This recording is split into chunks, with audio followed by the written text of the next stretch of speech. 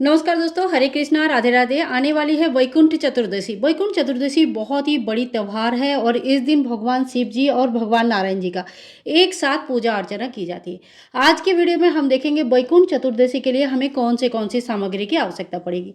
तो देखिए, यहाँ पे सबसे पहले हमने शिव परिवार और भगवान नारायण जी, माता लक्ष्मी जी साथ में है ले लिया है। यहाँ पे हमारे गणेश जी बने हुए हैं, तो हमने गणेश जी अलग से नहीं लेंगे। अगर आपके यहाँ पे गणेश जी नहीं बना हुआ है तो आप गणेश जी की मूर्ति या फोटो अलग से ले सकते हैं। इसके साथ ही हम फूल ले लेंगे, तो जो भी फूल आपको मिल जाएगा वो ले लीजिएगा। साथ में देखिए, भगवान शिव जी के लिए हमें बेल पत्र, धतूरा, भांग इत्यादि जो भी मिल जाए आपको ले लीजिएगा। और भगवान नारायण जी के लिए हमें तुलसी मंजरी तथा तुलसी के पत्ते, ये हमें जरूर लेनी है। भगवान गणेश जी के लिए आप दुर्वा घास, लाल फूल इत्यादि ले लीजिएगा। तो फूल का व्यवस्था हमें जरूर करनी है। यहाँ पे मैंने कुछ फूल ले लिया है। इसके साथ ही पूजा में जो काम आते हैं जो चीज़ें, वो मैं दिखा देती हूँ एक बार। तो देखिए, कलावा स्वरूप जब वस्त्र हम चढ़ाते हैं तो कलावा के स्वरूप में चढ़ाते हैं, तो कलावा हमें चाहिए। साथ ही में तिलक करने के लिए रोली चाहिए। जब भी हम देवी को तिलक करते हैं तो रोली से करते हैं। 2 जनेऊ कम से कम हमें चाहिए। आप 3 जनेऊ भी ले सकते हैं। भगवान शिव जी के लिए सफ़ेद जनेऊ लेते हैं, भगवान नारायण जी के लिए हम पीला जनेऊ लेते हैं, और आप चाहे तो गणेश जी के लिए भी एक पीला जनेऊ ले सकते हैं। इसके साथ ही देखिए, हम चंदन ले लेंगे, पीला चंदन घोलकर हम ले लेंगे। और अक्षत यानी कि बिना टूटा हुआ चावल हमें लेनी है। इसके साथ ही देखिए, आज काले तिल का विशेष महत्व है, तो हम काले तिल भी इस पूजा के लिए जरूर ले लेंगे। साथ ही में देखिए, कोई भी पूजा हो, धूप दीप हमें प्रज्वलित करना ही है, तो हमें यहाँ पे दीपक लेनी है। दीपक आप चाहे तो घी का दीपक ले सकते हैं, चाहे तो आप तिल का तेल का भी दीपक प्रज्वलित कर सकते हैं। अब देखिए, ये पूजा बहुत बड़ी पूजा होता है, तो अगर कलश स्थापना आप कर सकते हैं तो बहुत ही अच्छा माना जाता है। अगर नहीं कर सकते कोई बात नहीं, बिना कलश स्थापना के भी पूजन कर सकते हैं, लेकिन अगर संभव है तो कलश स्थापना कर लीजिएगा। कलश, एक छोटा सा कलश हम ले लेंगे, इसमें जल भर लेंगे, कंठ में मोली बांध लेंगे। और देखिए, आम या अशोक का 5 या 7 आप पत्ते ले लीजिएगा। तो कलश स्थापना करने के लिए जरूरी है। बाकी हमें पता ही है, कलश स्थापना करने के लिए हमें हल्दी के गांठ, लौंग, इलायची, सुपारी, 1 रुपये का कॉइन इत्यादि चाहिए होता है। तो ये सारे सामान हम ले लेंगे। और साथ ही में एक पूर्ण पात्र रखा जाता है। तो मैंने यहाँ पे गेहूं लिया है, आप कोई भी अनाज ले सकते हैं। तो एक पूर्ण पात्र ऊपर रखा जाता है और दीप कलश की स्थापना किया जाता है।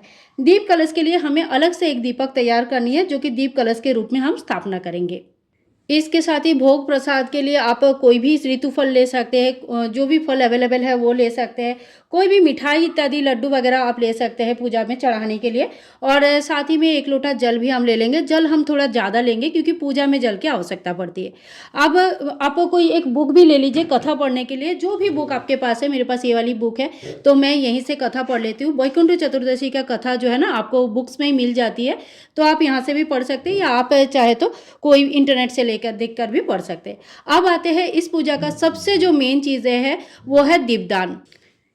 दीपदान बहुत ज़्यादा महत्वपूर्ण होता है और दीपदान हमें जरूर करनी चाहिए। दीपदान का विशेष समय होता है जो हर पूजा से बिल्कुल अलग होती है, और इसके पीछे की जो कहानी है ना, वो भी बहुत ही सुंदर कहानी है।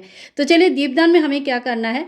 तो आप चाहे तो आज 365 बाती का दीपदान कर सकते हैं। 365 बाती का दीपदान करने का मतलब है कि साल भर हम भगवान श्री विष्णु नारायण और भगवान शिव जी की, शिव परिवार जी के सामने दीपदान कर रहे। एक दिन भी हमारा नहीं छूटा, क्योंकि गृहस्थ में रह के हम रोज़ दीपदान तो कर नहीं सकते। अब जब हम इस तरह का दीपदान करते हैं तो हमारी जो भूल चूक होता है, जो बीच में हमारा छूट जाता है, कुछ हमारा हाथों में होता है, कुछ हमारे हाथों में नहीं भी होती है, तो वो सारी चीज़ें माफ़ हो जाती है। इसके अलावा जो सबसे बेस्ट, जो सबसे मेन दीपदान होता है, वो है 14 दीपदान किया जाता है आज के दिन। 14 यानी कि चतुर्दशी के लिए 14 नंबर का विशेष ज़्यादा महत्व होता है। तो 14 दीपदान हमें करनी है। तो लंबी बाती, इस तरह का रुई की लंबी बाती हम ले लेंगे और 14 दीप इस तरह से ले लेंगे। जब हम पूजा करेंगे तो ये दीपक हम तैयार करके रख लेंगे, यानी कि बाती वगैरह लगाकर रख लेंगे। और पूजा के बाद हमें ये दीपदान करनी होती है एकदम रात की 12 बजे के बाद, यानी कि मध्य रात्रि में ये दीपदान होती है। मध्य रात्रि यानी कि 12 बजे से सुबह के 3 या 4 बजे तक अभी दीपदान कर सकते हैं, ठीक है। तो ये दीपदान बहुत ही ज़्यादा महत्वपूर्ण है, बहुत विशेष है, और ये दीपदान अगर संभव है तो आप जरूर कीजिएगा। तो देखिए, ये है वो संपूर्ण सामग्री। जो हमें वैकुंठ चतुर्दशी पूजा के लिए चाहिए। पूजा आप सुबह के टाइम पे कर सकते हैं, शाम के टाइम पे गोधूलि वेला यानी कि प्रदोष काल में भी इस पूजा को कर सकते हैं।